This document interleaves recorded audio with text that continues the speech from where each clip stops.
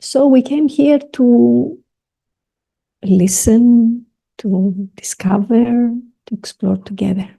What is the topic?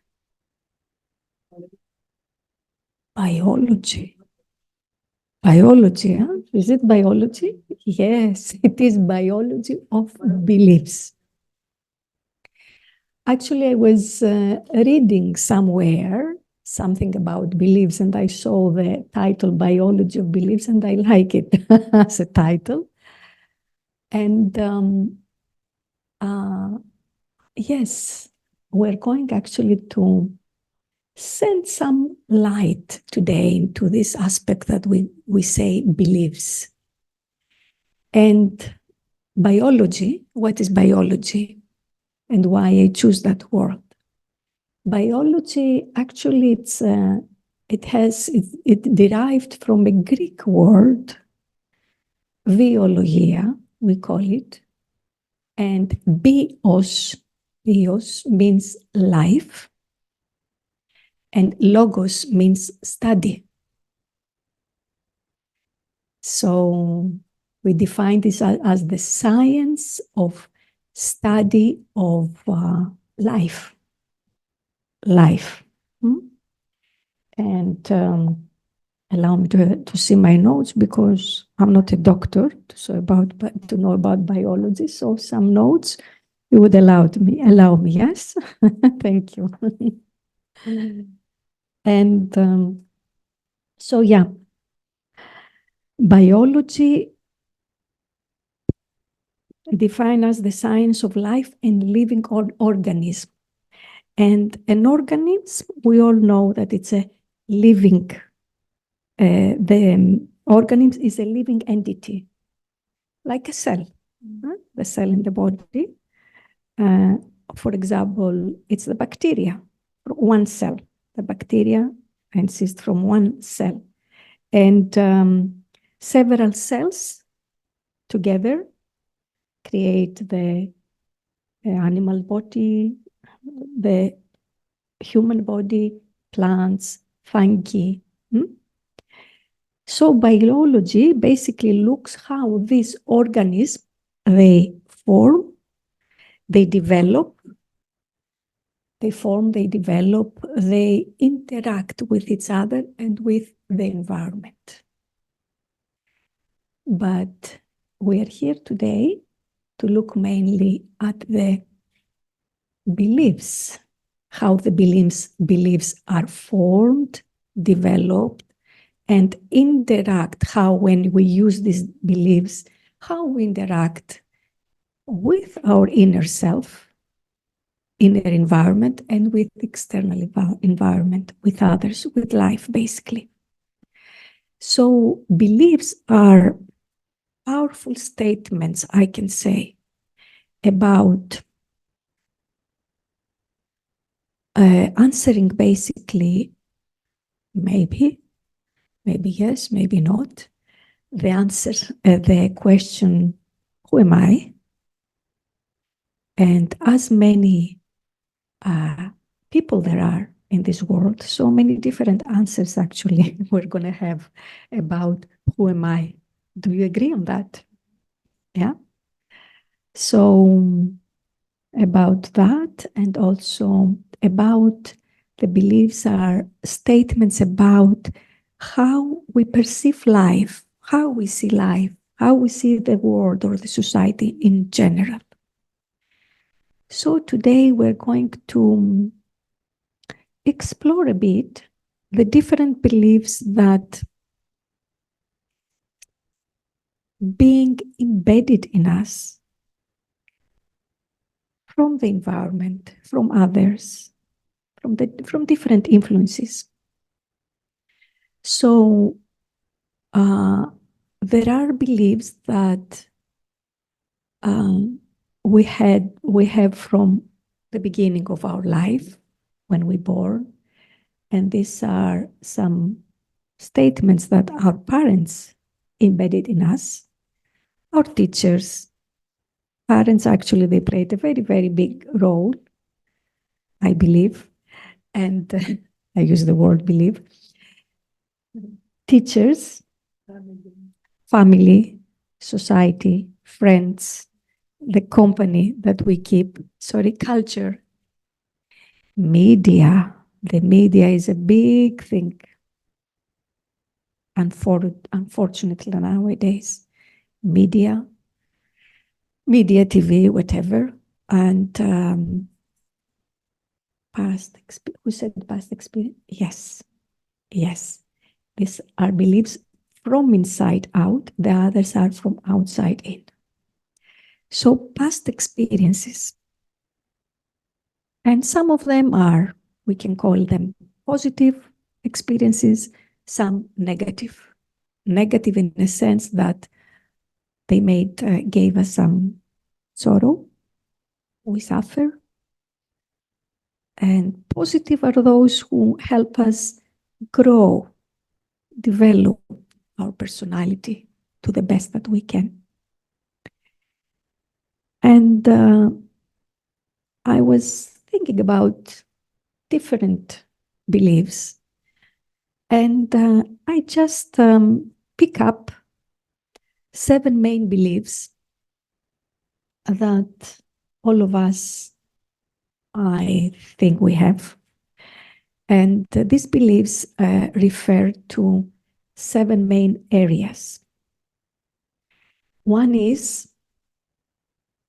has to do with responsibility, responsible. Another belief has to do, and we're going to elaborate a little bit. Another belief has to do with happiness. Another belief has to do with success. Yeah, responsibility, happiness, success, identity.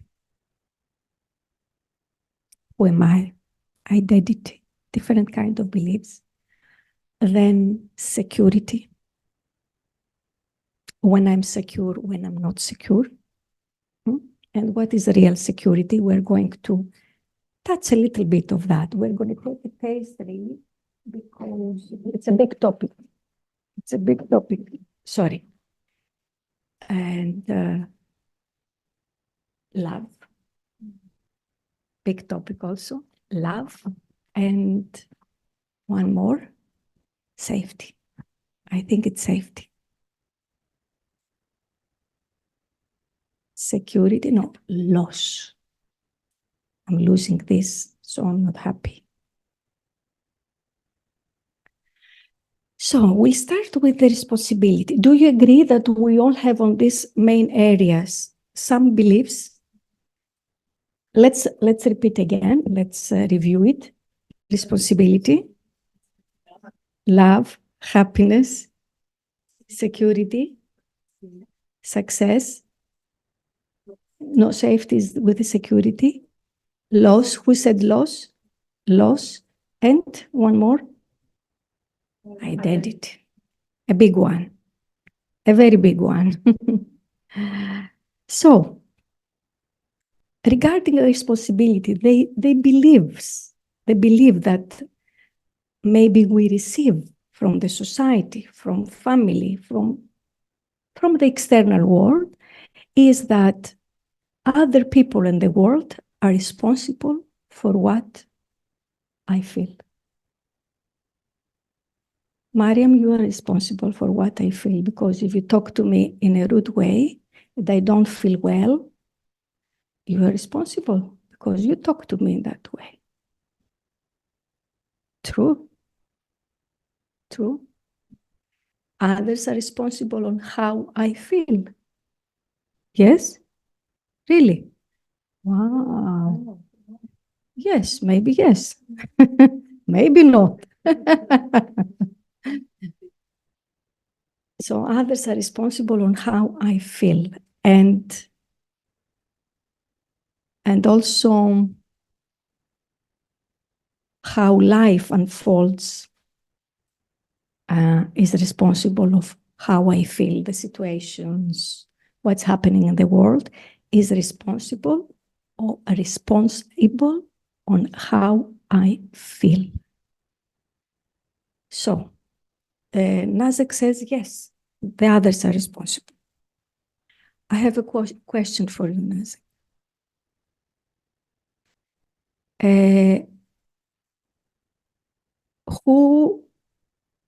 To whom the feelings are belong to? Is the feelings mine or the feelings are mine?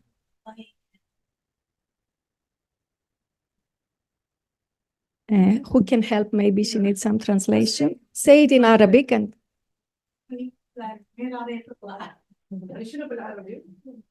لا يعني إذا حسيت إن يعني إحساسي أنا if I feel my feeling maybe from my شنو إحساسي.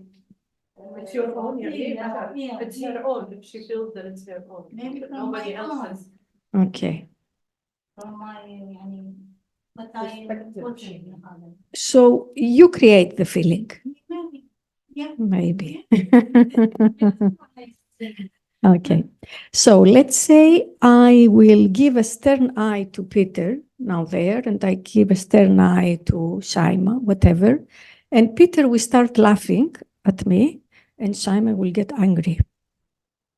So who is creating the feeling? Shame. She did it once, because that's simply act. That's you. It's their identities. Okay, according to their background, they are creating the response on my behavior, let's say. The same behavior, but they. But the outside creates the environment. Which environment? Any environment to provoke my feelings. I am responsible for what I feel, but I am not responsible for what's happening outside. Definitely. That's it. That outside is also. It might affect me. It is responsible Okay. to provoking me To the provoke response. the response. Is mine, but it's provoked by an outside, an external factor. And it can be, like you said, Yeah. from different perspectives, different backgrounds, different life experiences. The same issue can be felt in a different way by unique way by every person. Definitely. I agree. There is an external factor. There is an external fact, of course, it's a fact. Yet, the way that I respond is my choice or someone else's choice. So it's my choice. So here, basically, this is what we try to send light to and explore and see that really it is my choice, it is in my hands if I want to be happy or not happy, because the different beliefs actually, and the beliefs that we're going to pass through, they take away my happiness or create a happy person.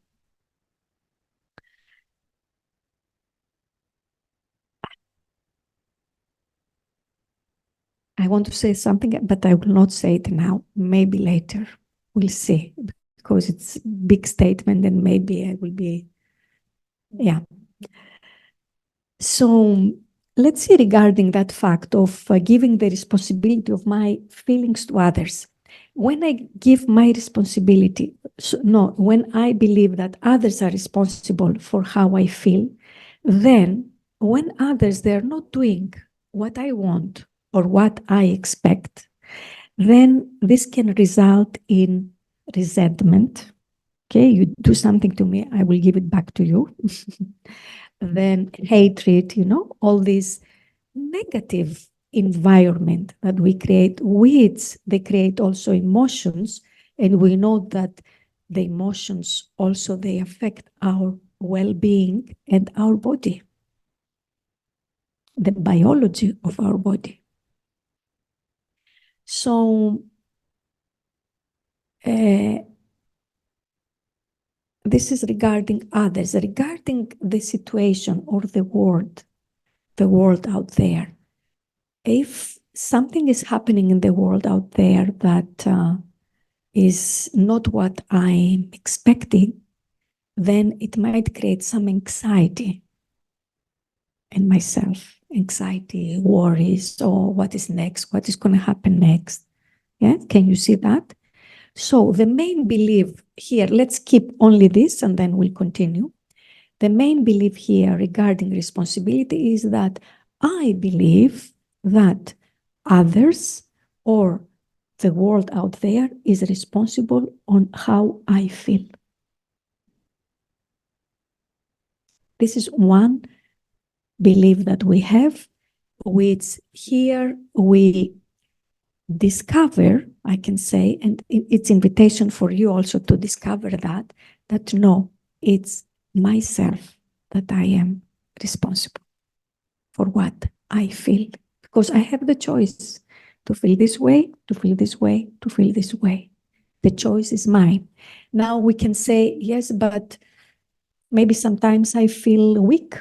I don't feel powerful enough to have the right choice, not the powerful choice, the right choice that will build on emerge, let's say, my happiness, because my original nature is that of happiness. It is, that's why everybody is looking for what in the world? We're looking for happiness, yes or not? Happiness.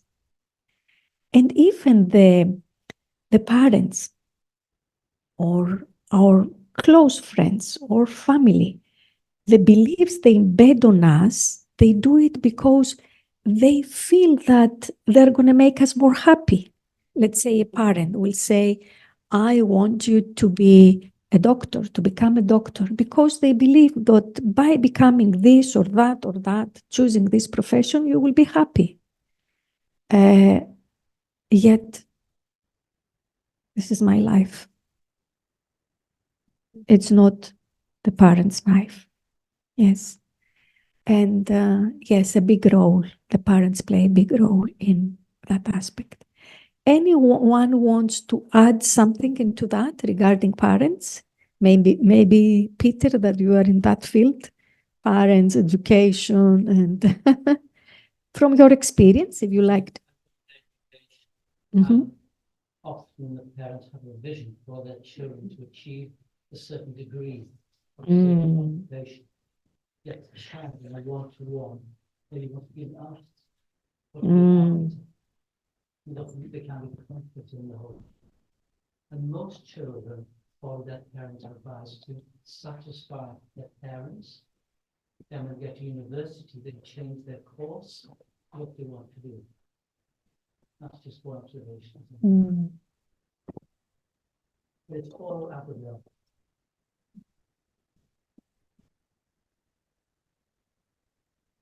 Out of love. At least from the parent side. But also the process happiness is a struggle. So yes, we can say everybody's looking for happiness, but happiness is a struggle that is created success. Hello. Shanti. Hello. Happy because people unhappy and by the sense of happiness is not universal in the sense of we construct it happens. So yes, what he's saying is that there is a concept, a belief of what is happiness. And it's embedded with all this kind of other beliefs that come into it. And it constructs itself along the way. So what we believe our children, for example, to be a path for happiness, the reflection of our own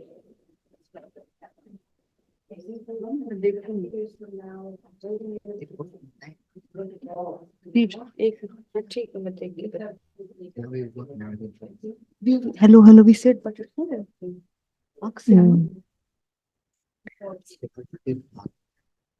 So you're saying basically that for everyone is different. The definition of happiness is different.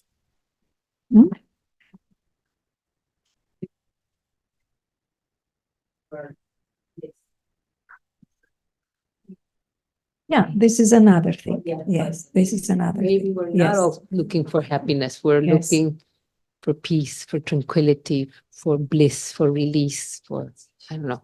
Yes, everybody's looking for something different. Just, today we are focusing on touching some aspects of beliefs, and then how the beliefs that they take away, in which way we take away our happiness, we can, put them into the right perspective, let's say, because it's a huge topic, and we cannot cover it in 1 hour.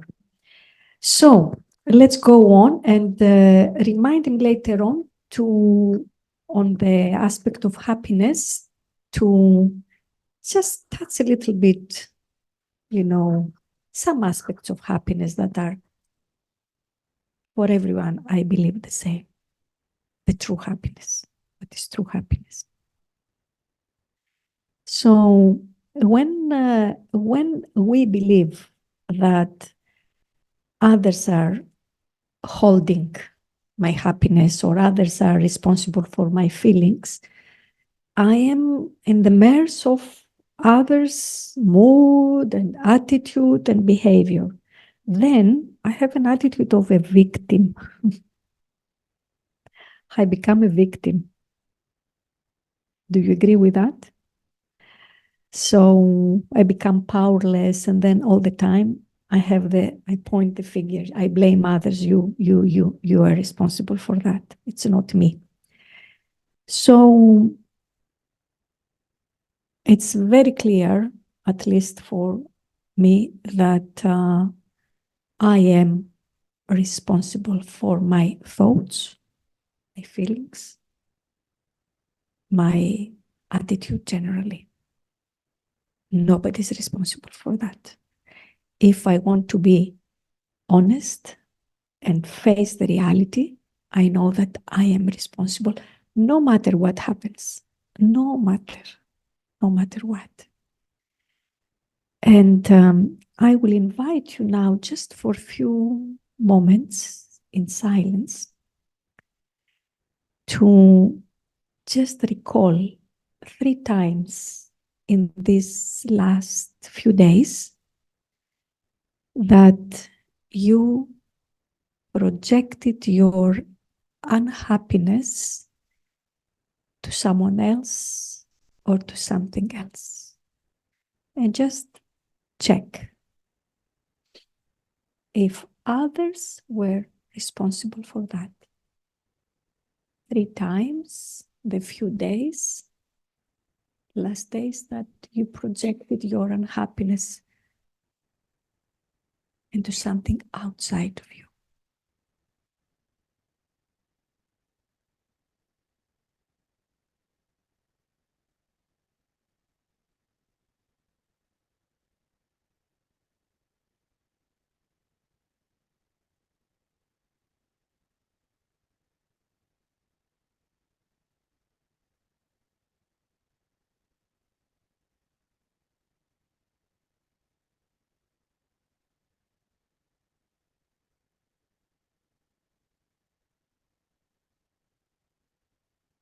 There was another way to respond into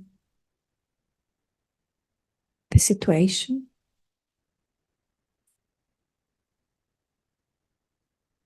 In a way that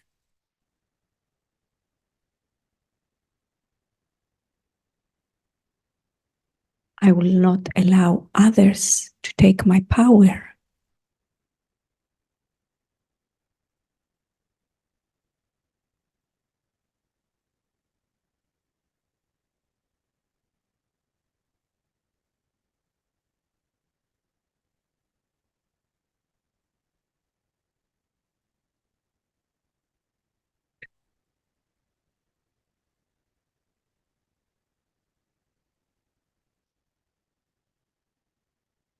Yeah.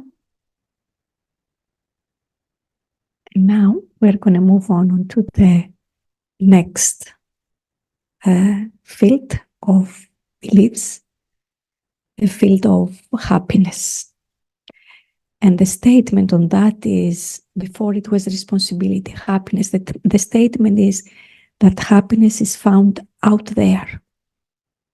Happiness is found out there, in the garden, in a trip, in a good food, in a good relationship. But this is what we knew, or what others maybe they say to us. Happiness, you can find it out there. And actually, if we really carefully, consciously observe our lives, we'll see sometimes we say, oh, today I want to go and buy something new for myself, new clothes, because I want to feel happy. I want to add something to my happiness. I think that I will receive happy, but it's something very temporary. It can last for few days, few minutes, few moments, and then it will fade away. And why? Because really, as I shared before, happiness is a state, the original state of being. And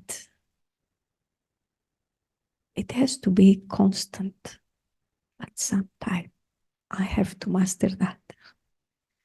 Step by step, at least to start trying that, at least to have this realization that happiness is my original nature.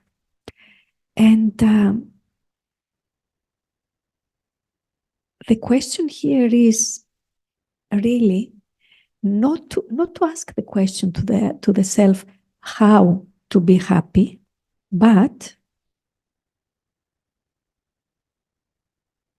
why I'm not happy now.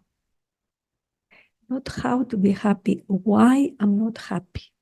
When I give this question to myself, why I'm not happy now in this moment, then there is an invitation to really look what is happening inside me, in my consciousness.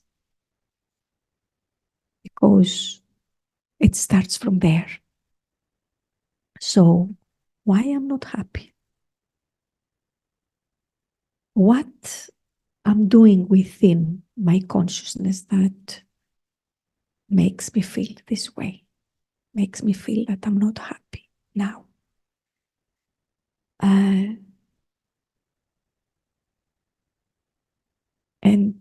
When really put the question in this way, not how to be happy, but why I'm not happy, this is an invitation to introversion. Because really all the treasures that belongs to me, included happiness, I can find it only when in silence. Who can share from your experience? Why in silence? In silence. What happens in silence? And I can find them in silence. I can connect with what? With the source, the Supreme, with God, in silence.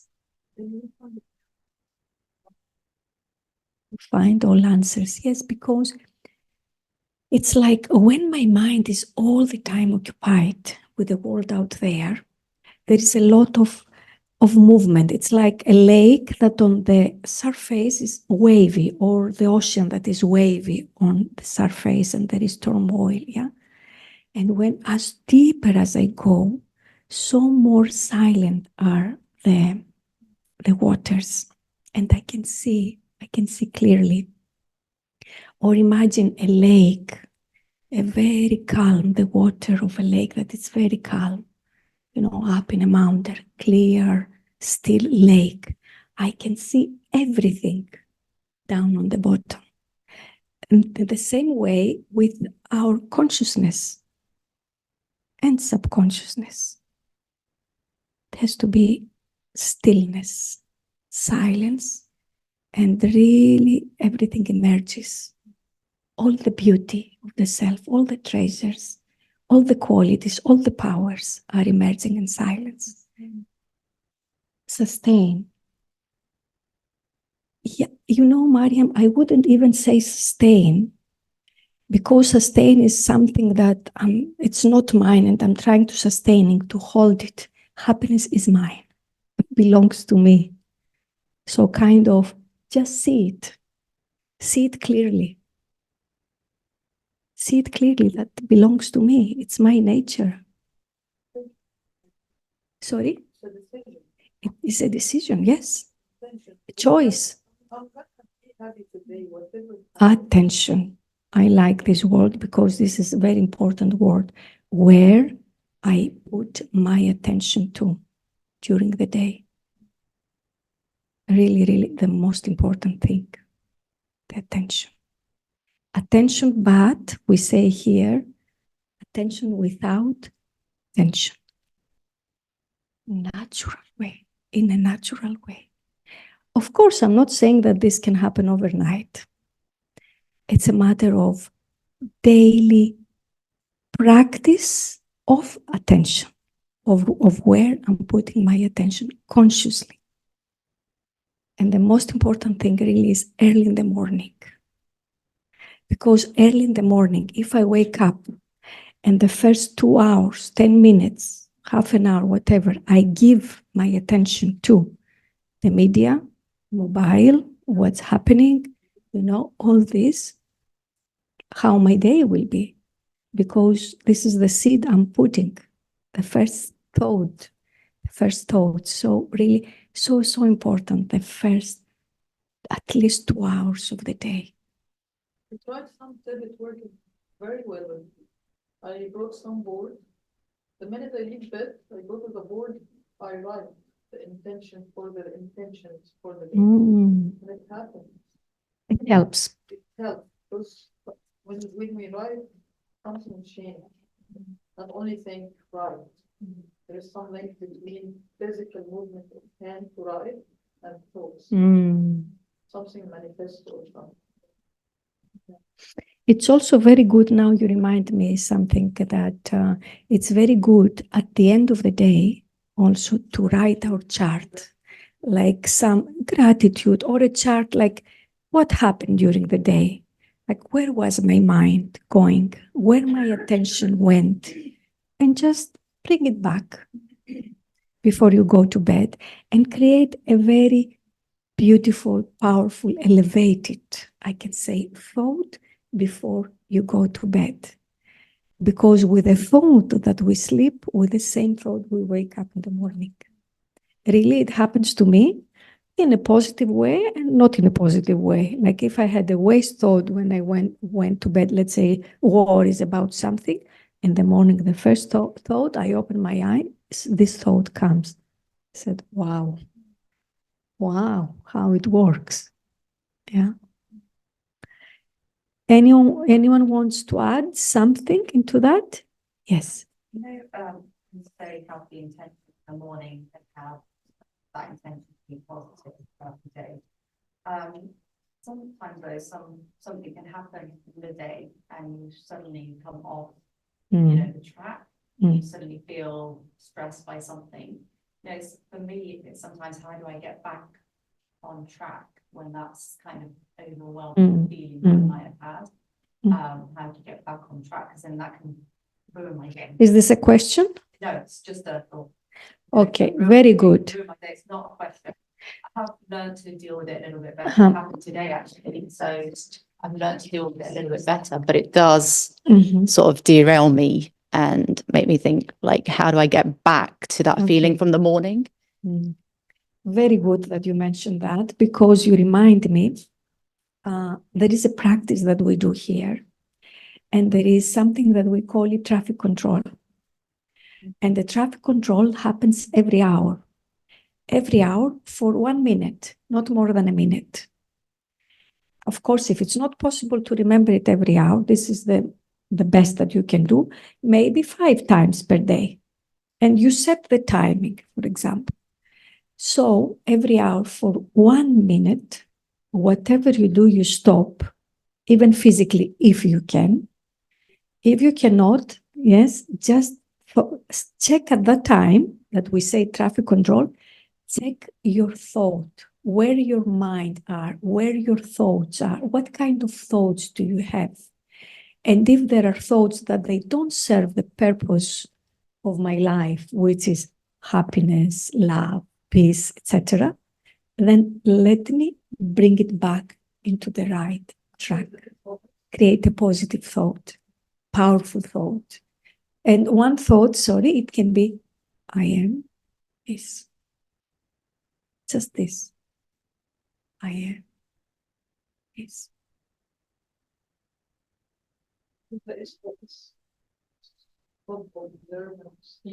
SOS, stop, observe, steer. Yes. Stop, observe, steer. Yes. The traffic control. I would like just to read for you or pass through I wrote here 7 toxic beliefs about happiness. And we cannot elaborate because unfortunately the time is passing and we have so much more to share, but these 2 were the most important about the happiness and responsibility, and then the identity. So the first toxic belief about happiness is that acquisition makes me happy. Yeah. What I have, it belongs to me. And that results into more worries. And really, finally, how much is enough? How much is enough? Either it is an object or possessions or whatever. Second toxic thought about happiness is that achievement makes me happy. And when I think that achievement makes me happy, I am all the time driving for this achievement. I come into comparison, competition, fear. I'm not saying that we shouldn't achieve anything in life. We're going to stay idle and, do nothing. No, I'm not saying that. But I'm saying don't have the illusion that achievements are going to make me happy. I am happy. And through this happiness, I can achieve. If I want to achieve. So we cannot go into details into that because really it's a lot to elaborate. And then third toxic belief about happiness is that excitement equals happiness. I have to be excited, about things. Enthusiasm is something else and excitement is something else. Excitement comes from a feeling of worrying, there is a worry there. There is excitement. And what do I prefer? Do I prefer to be like a boiling water? When you put the water in the kettle and starts boiling, this is excitement. But actually, I can say from a state of contentment, we should, really be in a state of contentment and do from that state. Then the fourth toxic belief is that happiness is dependent on others. We share about that. Fifth, happiness is the result of, this is a statement, happiness is a result of attachment. Attachment. We think that if we are attached, and we translate attachment with love with attachment or attachment with love. But also attachment regarding possessions and objects. My house, my car, my this, my money, my children, my partner. It's attachment. And really it's a toxic belief because nothing is permanent. Everything is temporary. And anytime can go away. And then where's the happiness? And happiness is only possible, we say, when there is success. True? Now here, each one of us, let's reflect what is real success. And most of human beings, not to say all, we really became human doings and not human beings. We're striving for success, success, success.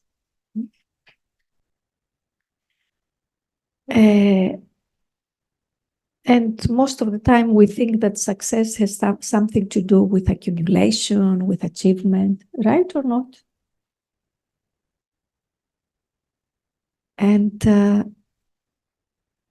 really, to me, it's about valuing not what I do or what I have, but what I am. Because in success, we value, like we define success with things that we do. But basically, it's about being. Then was the security, the aspect of security. And the belief here is that our sense of security is dependent on this material stuff. We call it money. My security is on money. What an illusion. But really, most of the people, they believe that security is when we have money. Nothing wrong of having money. I wish everybody we had abundance. Why not? But not to depend my security, feel that I'm secure because I have money. Yeah. And here really just a little bit of reflection on where do we really invest our energy?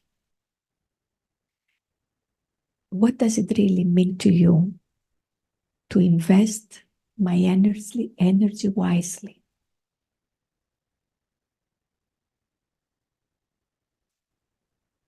To myself, yes. To pay attention to your attention? Yeah. To see where your attention goes. Attention to the attention. First time I heard that. Attention to the attention. Where you're focusing in. Because everything is trying to disrupt everything. Everything. True. If we're not really focused and I don't say concentrated, but yes, giving attention. Then there is the aspect on the loss that the greatest and deepest belief is the lie. I can say belief, lie, that you have something to lose. We have nothing to lose. We came on this earth naked, means with nothing, just the soul.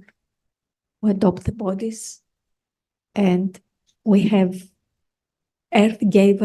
Mother Earth gave us everything to use it.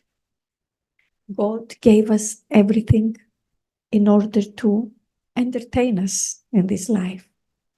So regarding that, I like something that I read somewhere, and it says, everything comes for use. Everything comes for use. Now, how best can I use this? And the second aspect, everyone comes to give me the opportunity to be creative and to care. Everyone comes in my life to give me the opportunity to care about others, to care about that person, and to care about others. So beautiful. Nothing to lose, really. Just use it and care. And then the aspect of love, this wrong also belief about love, that love has to be acquired from someone else. True love comes only from within and the connection with the divine, which is the source of love. And I don't want to go further into the love or the rest, but I want to mention something else here before we give some time for questions. Regarding time also, the belief about time. I guess most of us, we believe that there is time. Means like time is it real? Is time real? Something real? Our creation. It's our creation. Time, really, it's our creation. And time is just measuring the changes that are happening in life. The changes, constant changes. And I read a very beautiful story about time here, how it started. So in this story, we're saying that there was a carpenter, a very nice carpenter, very good carpenter. And he created a beautiful box, and he drew a beautiful face and two beautiful hands. Okay? A box, a wooden box with a beautiful face and two beautiful hands. And he went out there and he asked time. He said, please, I will invite you to come and stay inside this box. And in this way, you are going to control people. I will put it in my shop, and in this way, you are going to control people. They think that they can control you, but you are going to control them.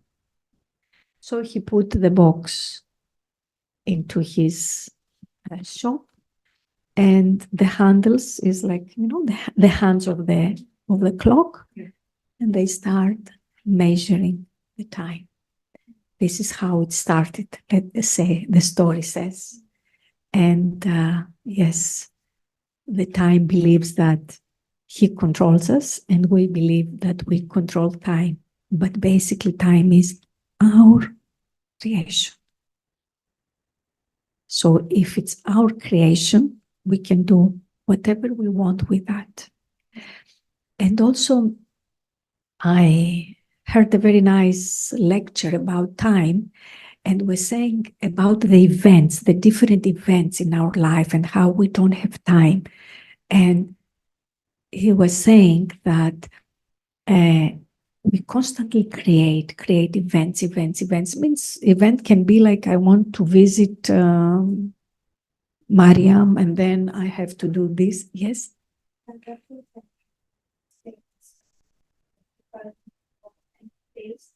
I choose that time I have a good power to go or to visit to the bacon. But just that we knew about the numbers of the time, morning or night, trying to see about the clock. We can see, and I can, if I want to place, I can ask you, I will go with you at 8 p.m. So just the number we choose at all, I think all of this about our thought and what we need, we can control it, right? Mm-hmm. Yeah. Yeah, thank you. So we really became so much human beings that we try between the events to find some space to be with ourselves. So whose choice is that? How many events we're going to create during the day? The time for this from the morning till night. Whose choice is that? Really, and everybody now, really, sometimes it really, I can say, disturbs me. Busy. Everybody's busy. Our friends are busy. We are busy. You want to meet your friend to to share some things from your heart over a cup of coffee or chocolate or tea, whatever you like. And everybody's busy. What's this about busyness? Yes. Sometimes there's no time. That's what. There is no such thing that there is no time or there is a lot of time. Really, time doesn't exist somehow. Yes. I think there's some pays whatever the money that is not that affects it. That's why they keep running. True. So true. I remember old days back because I was being raised by grandmother in a village, and later on also when I was living in the city back in Greece, we didn't have phones at that time. Not phone, not mobiles. We had at the beginning when I was like 3, 4, 5 years old, not even phone. The whole village was having one phone, like this one, I witnessed that. You are going to wonder how old am I? Not 80, I'm not 80. So I witnessed that, and I remember we were going to the neighbor, or we were going to a friend's house without mentioning anything. We go there, knock the door, come in, not even knocking the door. Hello, I came. Let's drink, have coffee, whatever. I remember my grandma, my mother. There was not such thing as send you a message, mobile. I mean, we didn't live at the time. Life was beautiful, at least for me, very beautiful. Beauty is in the simplicity. Yes. Yes. Yes.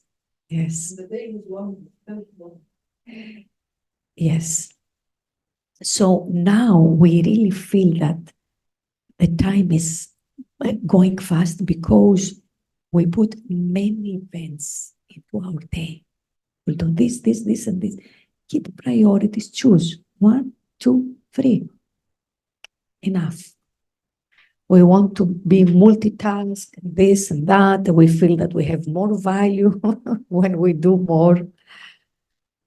But really our value is on being.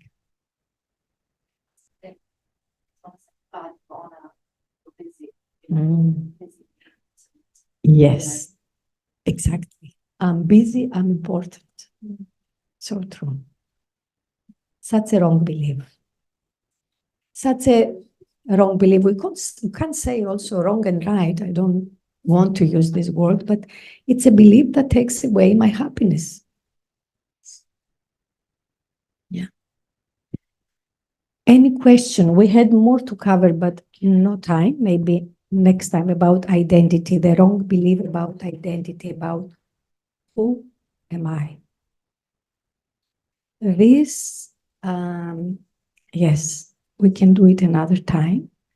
But before we go into questions and then we close with a meditation, just an announcement that this Monday, coming Monday, the meditation courses start here in Harmony House at 6:30 for 1 hour. Everybody is welcome to join us. English, yes, in English. This Monday, 6:30. 6:30 to 7:30. If you like, if you want to attend, you can register with Sister Vendana. Vendana, yes, with you. You can write your name, your email, your phone number. Yes. There is also Tuesday, Vendana? Monday, Tuesday. Monday, Tuesday. And the only way we need your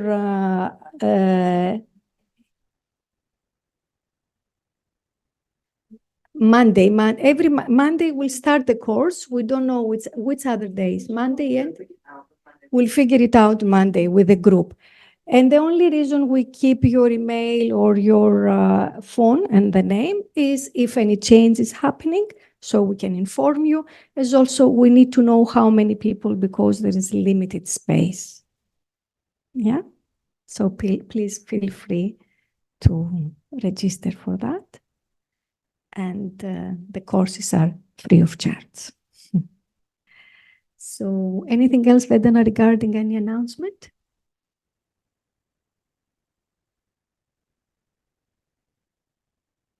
Okay. So as you go out, and then you can enter the room, the Harmony House, there is a case there, a glass case. There are some books. If someone is interested to buy some books on spirituality, on meditation, there are beautiful topics. They're there. Just to know that there is also available. So much to cover. But yeah, time is limited. Time is unlimited. Yes. So I will invite you for any questions really any burning questions you need to ask something, to clarify something, or to add something, or to disagree with something. We're open. Yes, please. Your name, sister? Anwar. Yes. Okay. I will try to say it in English. I have thought that it's not normal to feel happiness all the time. I thought I can feel peace all the time, and there is difference between the happiness and peace. So I think, I don't know if I am right or wrong. I ask. To be happy all the time, it's like not a normal thing. But to feel peace, it's my choice, and it's the normal thing for a human. So we speak about happiness. You mean to be full happiness, like when something I want to be happy, to be like, I don't know, something to succeed on, and it's happy. It's It happens. it happened. Yes, and how I feel, the full happiness. This is what you mean. I feel full happiness all Thank the you for time. your question. Thank you very much, Amar. So regarding peace, we said the peace is also our natural nature, the nature of the self, of the soul, we call it. Happiness is also the natural nature statement of the soul. But when we say happiness, what do we mean? No excitement. Oh, la la la la la la all the time. This is not about happiness. This is excitement. Happiness, I can describe it as a state of inner contentment, like really deep contentment. And happiness, also contentment, means I'm peace. I'm peace with myself. Actually, I am peace. I can't say I'm peace with myself because the self is peace. So it's this stage of deep contentment. I would like here just to share with you my little story regarding that happiness when I start looking for constant happiness. I was one day in an island in Greece, and it was nighttime, and I was sitting on a rock, and around, very silent, nobody around, beautiful. And I was gazing at the stars. I lie down on the rock and gazing at the stars. At that time, suddenly, I felt such a bliss, such fullness. Like I felt I'm like, that's it. Like I came in touch with my real self. Bliss. I can say bliss, and I can say contentment, deep contentment, fullness. And you know what was my first thought? Now, in this moment, I really don't mind, or I'm ready to leave my body. I don't mind. Such fullness. After that experience passed, the next day I was reflecting. The coming days I was reflecting. Okay, I experienced that one time. This emerged from deep within. Thank you. Bye. And since it came from within, because nothing external to trigger it, yeah, just in silence. Why not to feel that all the time? To be that, in that state all the time. From that moment, I start searching and start being keen to discover myself. The journey starts from that moment.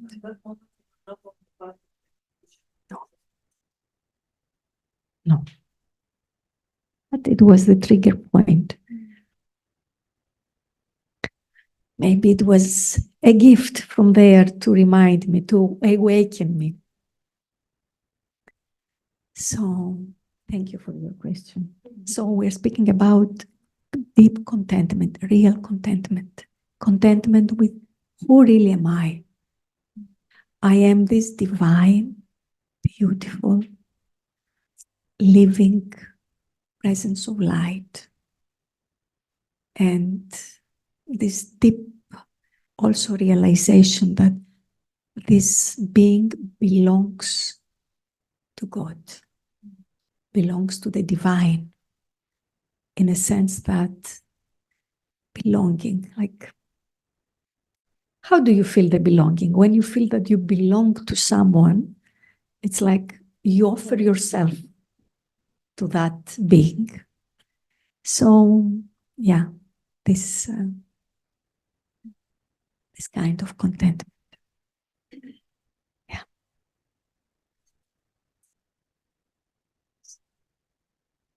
Usually everything is nothing until you give it a meaning. So if you, what my friend here, she mentioned that throughout the day, maybe sometimes you feel that something is distracting you or disrupting you or maybe making you sad or angry or whatever. Mhm. So it's you that decided that this affects you that way, because everything is nothing until you give it a meaning yourself. So that's why it differs from someone to another, the reaction to everything's around us. Some Mhm. people would see someone shouting in front of you and they wouldn't care and they would just still be happy and fine. And some people just get really angry in that situation, and they are both exposed to the same situation. The difference between this person and the other one is how they absorb this thing and how they give it a meaning. So in life, if we want to stay stable, it's how we choose what to give a meaning and what to ignore. So no, sometimes when are things that are happening that's major in your life, some people might collapse and have heart attacks. Mm. And some other people would take it and say like, okay, so what? And they will move on because they didn't give it a meaning. Mm. So it's you what values things that happens to you. So it's your own decision at the end. Very true. Very true. Thank you. Just I would like to give an invitation of a thought here, since you mentioned that.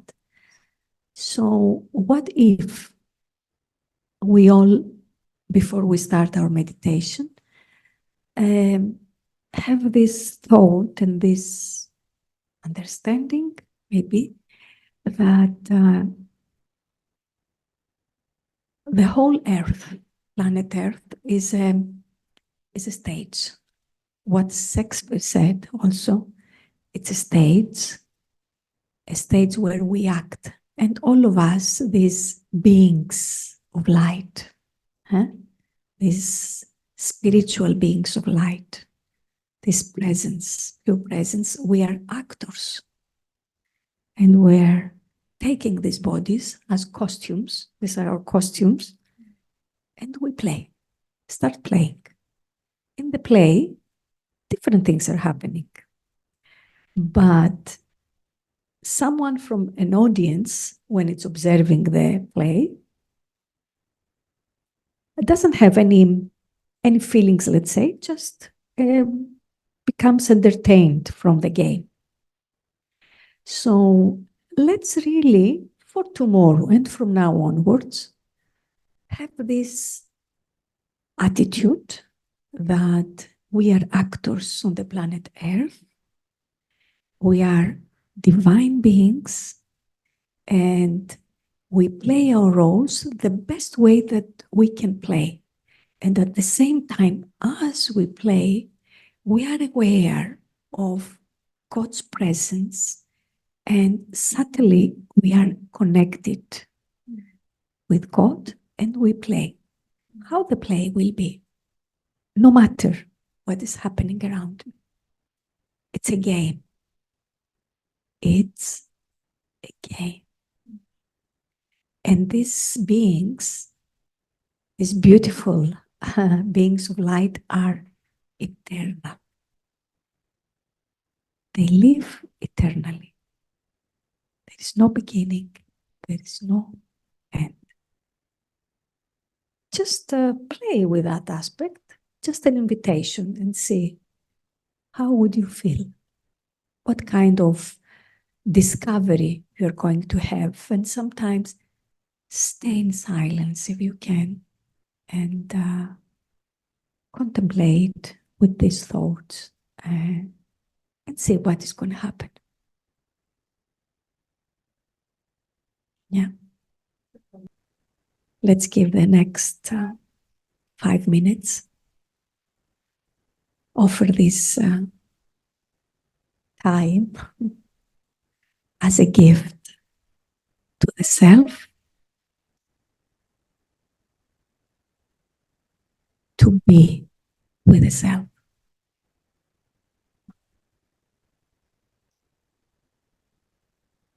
So if you like, you can close your eyes or keep them open and focus in one spot in front of you or a point of light there. And take a deep breath in and out.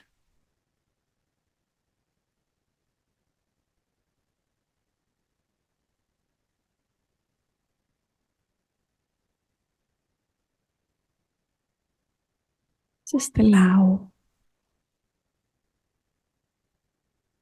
a few seconds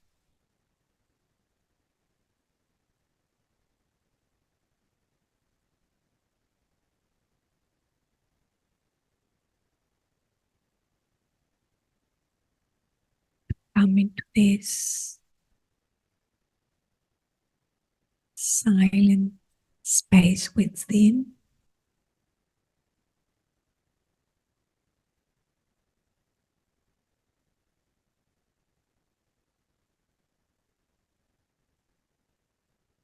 And consciously withdraw my attention inwards.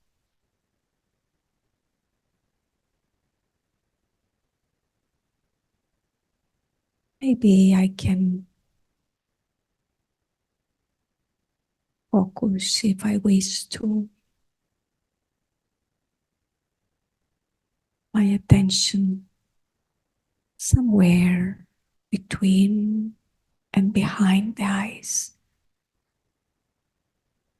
and the middle of the brain.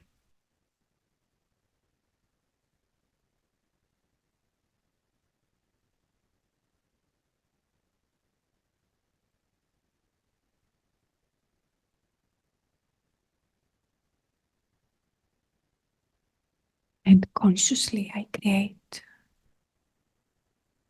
space for silence.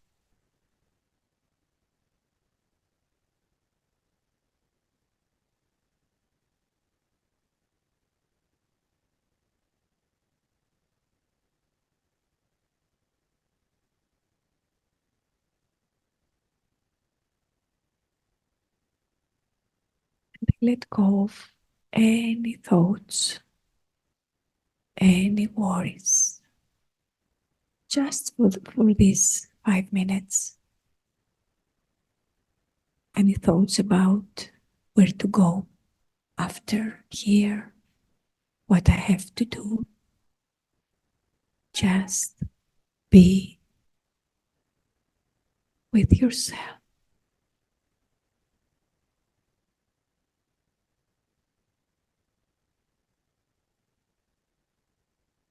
And if some thoughts are passing through the screen of my mind, I allow them to appear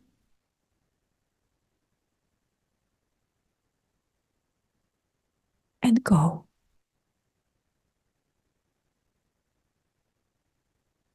Like the clouds in the sky.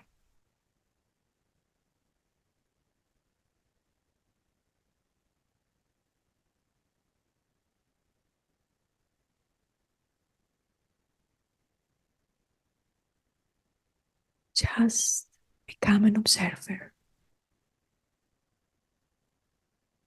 Observer of any thoughts without judging, like or dislike.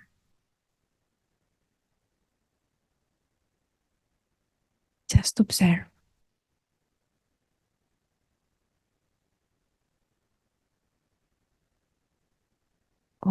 Observe from this silent,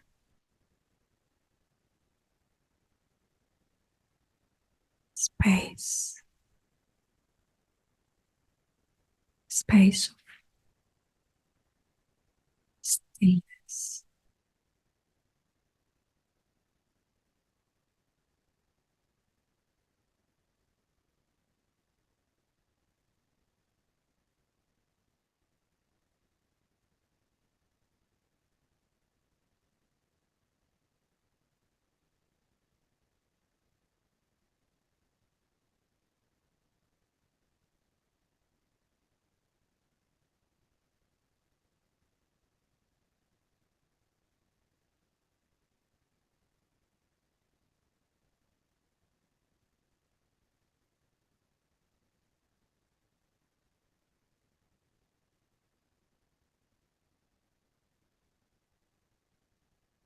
I create consciously a thought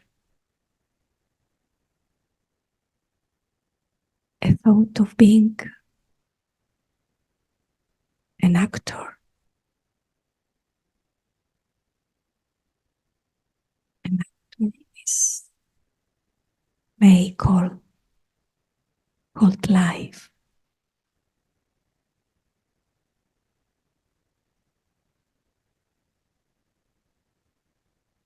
And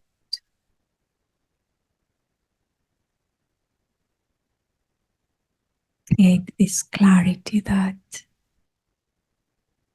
I am not this body. I am using the body as a vehicle, as a costume to play my role, my part as best as I can.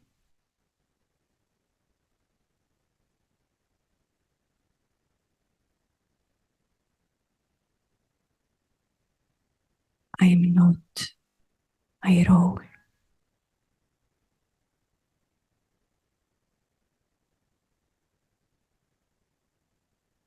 I am not this body. I am the one who animates this body.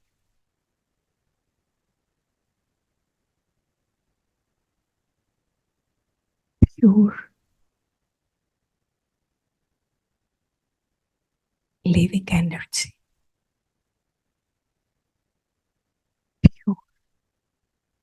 presence.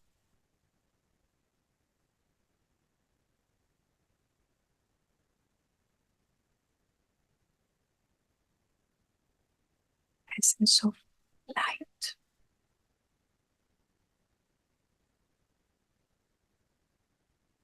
Awareness.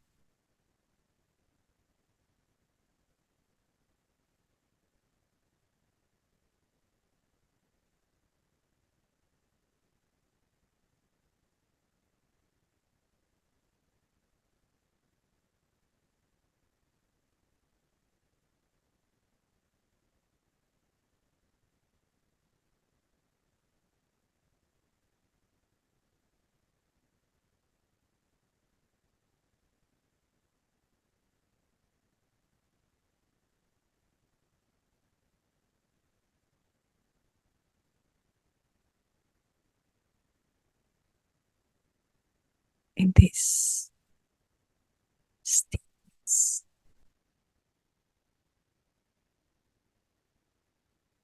this moment of seeing clearly, who am I?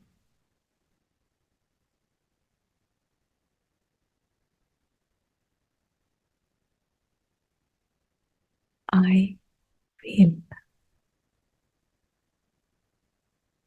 I feel the presence of the divine.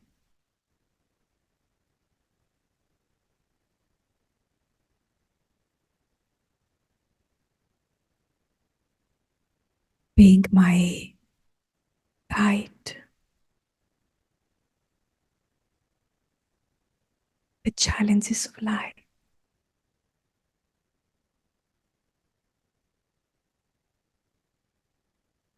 Gentle,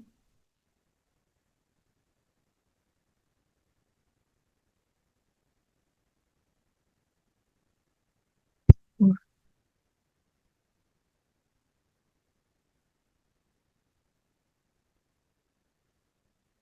dynamic energy, divine energy, divine presence.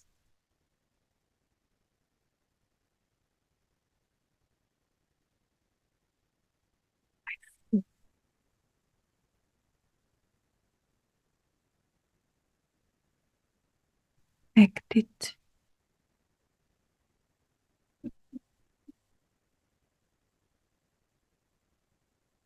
love,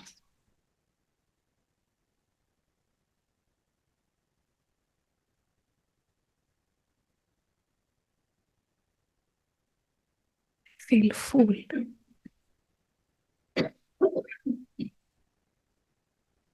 Content.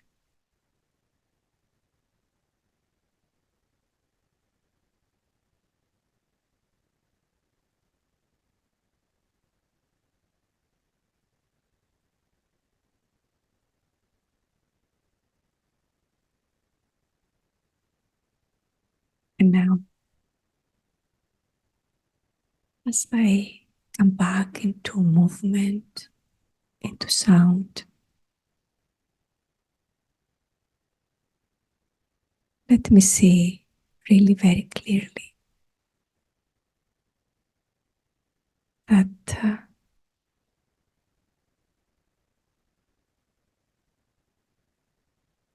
I observe this world through the eyes. The eyes are the windows of the soul. At the background, there is this clarity and understanding that I am pure awareness, being of light.